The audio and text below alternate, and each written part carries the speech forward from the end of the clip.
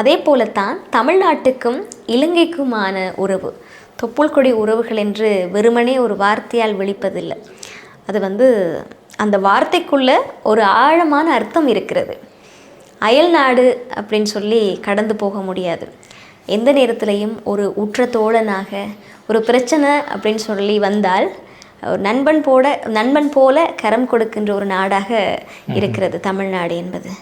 அண்மையில் கூட இலங்கையில் அனர்த்தம் ஏற்பட்ட போது முதலாவதாக இலங்கைக்கு உதவி புரிந்தது இந்தியா தான். பிரதமர் நரேந்திர மோடி தொலைபேசியின் மூலமாக அழைப்பு ஏற்படுத்தி எங்களுடைய ஜனாதிபதி கௌரவ அனுரகுமார திசாநாயக் அவர்களோடு உரையாடி இருந்தார். என்னென்ன உதவி திட்டங்கள் தேவை என்றெல்லாம் கேட்டிருந்தார். உடனே அதிகளவான கப்பல்கள் இலங்கையை நோக்கி படையெடுத்தன.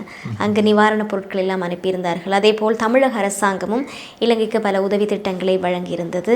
குறிப்பாக கோவிட் காலத்தில் உண்ணுவதற்கு உணவில்லாமல் இருந்த காலகட்டத்தில் கூட பெரும்பாலான அரிசி தொகையை கூட தமிழக அரசு எங்களுக்காக வழங்கியிருந்தது.